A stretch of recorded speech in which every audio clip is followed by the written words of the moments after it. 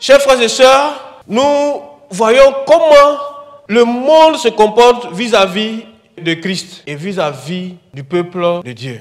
Nous avons vu comment le monde fait tout pour s'éloigner de Dieu, pour se séparer de Dieu, pour haïr Dieu, pour couper toute relation avec Dieu. Nous avons vu que le monde lui-même fabrique donc des systèmes pour rejeter Dieu, fabrique donc des œuvres pour rompre avec Dieu, se détourne donc de Dieu.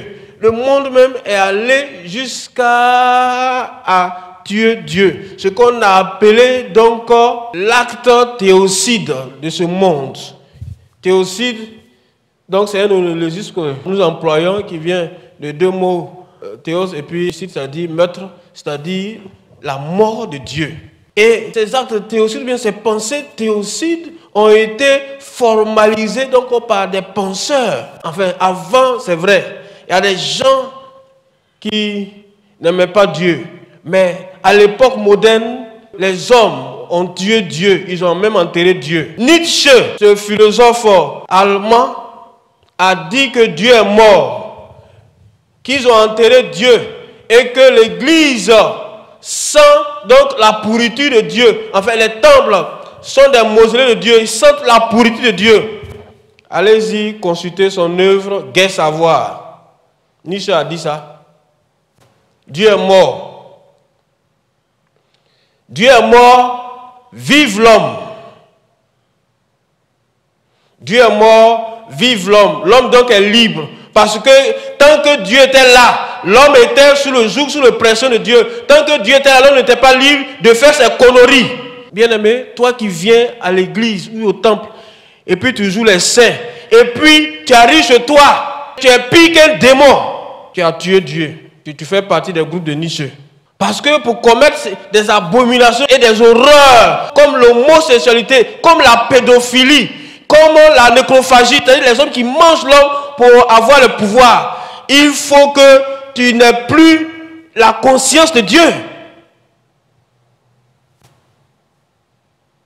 Pour livrer ton enfant, ou bien même ta femme, ou bien ton mari, à la mort pour avoir le pouvoir, pour avoir l'argent, il faut que tu aies tué Dieu dans ton esprit. Sinon, quand même, quand tu t'assois pour réfléchir d'abord, comment je vais faire pour avoir l'argent? Tu es parti peut-être chez un marabout, il t'a dit il faut tuer ton fils. Il dit bon, j'ai compris, j'ai tué mon fils. Et puis tu es rentré à la maison, tu as vu ton fils, ton joli garçon. Il est beau, il te ressemble, tu le regardes, tu l'aimes. Et puis un jour tu le prends pour aller le sacrifier. Ou bien tu prends sa photo, ou bien tu prends quelque chose qui lui appartient pour le donner au féticheur, au marabout, au mystique pour le tuer. Tout ce temps-là, si ta conscience là ne te dit rien, c'est que Dieu n'est plus dans ta vie, dans ta tête, dans ta conscience. Tous ceux qui commettent ces abominations-là ont tué Dieu en esprit. Dieu n'existe pas en esprit, même s'il vient s'asseoir au premier banc de l'église, même s'il donne tout son argent à l'église, même si c'est le grand financier de l'église. Dieu ne fait rien à ça, il ne fait rien à ton argent. D'ailleurs même, Dieu n'existe pas, tu viens pour distraire les gens, puisque Dieu n'existe pas dans ton esprit. Tu l'as déjà tué, tu l'as déjà enterré avec Nietzsche. Bien aimé, faisons attention, faisons attention. Le monde n'a plus besoin de Dieu. Le monde s'est fabriqué de Dieu, le monde s'est fait lui-même Dieu. Et le monde a tué Dieu. Les hommes qui vivent sans Dieu, eux-mêmes ils sont leur propre Dieu. Ils même prennent leurs propres décisions. Ils vivent comme ils veulent. Ils n'ont pas de compte à rendre à Dieu. Ils n'ont plus la conscience de Dieu. Ne les suivons pas, bien-aimés. Ne les suivons pas. Car ils sont sous la condamnation de Dieu. Ils sont sous le jugement de Dieu. Nous allons voir cela un peu plus tard. Bien-aimés, le monde, la Bible nous dit également que le monde appartient à Satan. Ça, c'est une évidence. Le monde appartient à Satan, bien-aimés. Quand la Bible dit de ne pas aimer le monde, ceux qui sont dans ce monde, ce n'est pas pour nous faire du mal.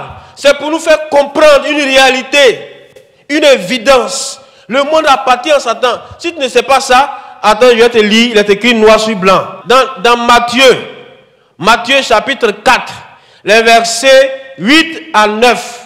Je vais lire. Si tu n'es pas convaincu, tu prends ta Bible. Si ce n'est pas dans la Bible, c'est que c'est une fausse Bible. Il faut jeter ta Bible là. Il faut la jeter loin de toi. Matthieu chapitre 4, versets 8 à 9 dit ceci. C'est Satan qui parle.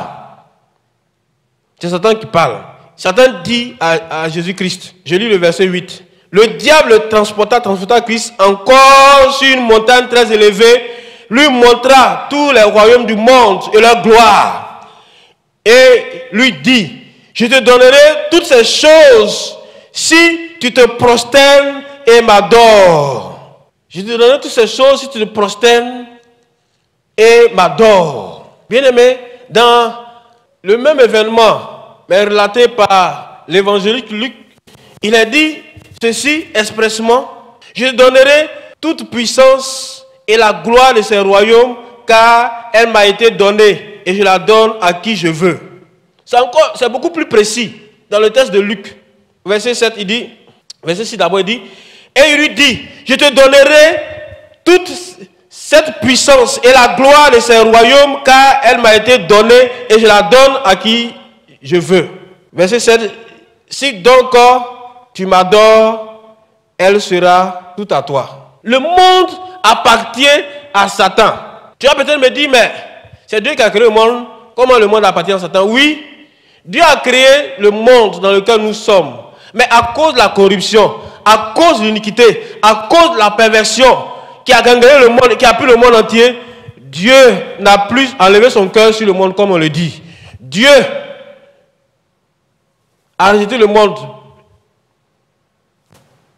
Et Dieu a livré, il a abandonné ce monde entre les mains de Satan. Parce que Satan a dit, tout cela m'a été donné. Qui peut donner quelque chose à Satan si ce n'est Dieu? Dieu a dit à Satan, bon, tu as gâté le monde là, prends ça en même temps. Mais, il ne faut pas toucher à mes faut pas toucher à mes enfants, il ne faut pas toucher à mes fils, il ne faut pas toucher à mes filles. Mais laisse-moi te dire que dans le monde, mais Satan ne peut jamais te tuer. Même si tu es dans le monde, tu n'es pas du monde. Il ne peut jamais te toucher, comme je l'ai tantôt dit. Sois rassuré. Satan a le droit sur tous ceux qui sont dans ce monde, sur tous ceux qui sont ennemis de Dieu, tous ceux qui n'ont pas Dieu, tous ceux qui n'aiment pas Dieu, tous ceux qui ont rejeté Dieu, et tous ceux qui se sont fait des dieux, et tous ceux qui se sont fait eux-mêmes Dieu. C'est sur eux que Satan a pouvoir, a influence, a droit. Mais Satan n'a pas droit sur toi. Sois rassuré. À moins que, bien aimé, voici pourquoi il ne faut pas aimer le monde, les ceux qui sont dans le monde. Regarde autour de toi. Quand tu sors, regarde autour de toi. Quand tu regardes l'actualité, regarde l'actualité.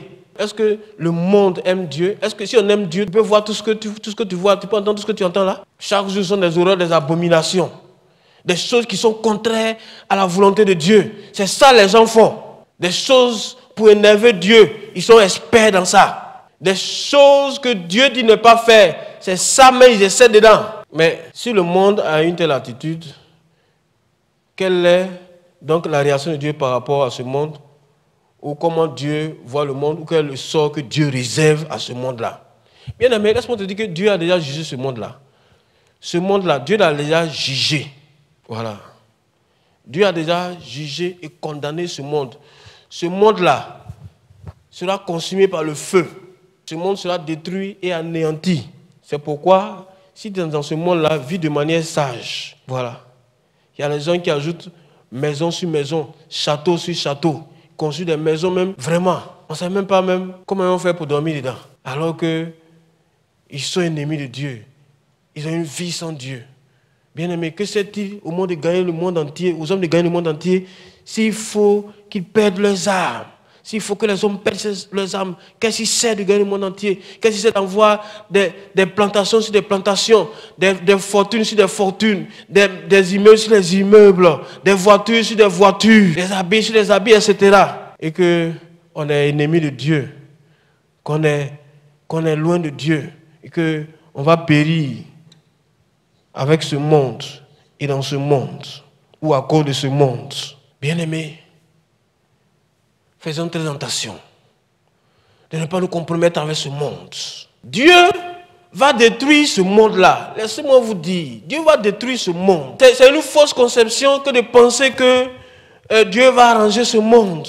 Que c'est pas possible. Dieu ne peut pas envoyer ces milliards de personnes en enfer. Non, Dieu ne va pas envoyer quelqu'un en enfer. C'est quelqu'un lui-même qui a parti en enfer. Ça, je suis formel là-dessus. Parce que l'enfer a été préparé pour Satan et pour les démons. Mais si tu suis Satan, qui est le prince de ce monde, si tu suis le monde qui est dominé par les œuvres du diable, là où Satan va partir, tu vas le suivre. Si tu t'attaches à ce monde, quand ce monde sera consumé par le feu, parce que ce monde-là est réservé au feu, tu seras consumé avec ce monde, tu seras détruit avec ce monde en enfer, parce que ce monde-là sera roulé et jeté dans le feu de l'enfer avec Satan, avec les démons et avec ceux qui ont aimé Satan et ceux qui ont haï Dieu, ceux qui ont haï les chrétiens et rejeté Christ. Si le monde sera bientôt détruit, quelle attitude faut-il donc avoir? Comment les chrétiens doivent-ils se comporter vis-à-vis de ce monde? Bien-aimés, nous vous donnons rendez-vous pour demain. Que d'ici là, que Dieu vous garde et qu'il vous donne de voir votre position par rapport à ce monde. Tu es dans ce monde-là. Est-ce que ce monde-là est avec toi? Ou bien est-ce que tu es avec le monde? Si tu es avec le monde, c'est que tu n'es pas avec Dieu, ou bien Dieu n'est pas avec toi. Bien-aimé, je t'invite à la méditation par rapport à ta position avec le monde. Que la paix de Dieu soit avec vous et sur vous. Amen.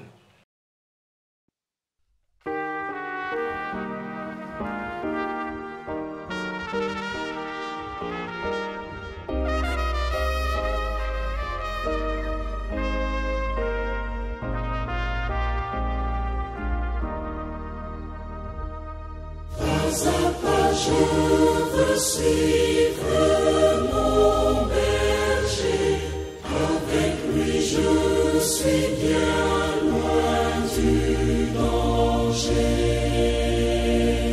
Je n'ai pas peur dans le creux de sa main,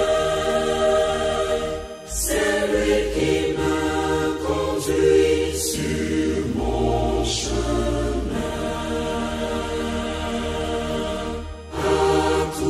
Jamais, oui, pour toujours.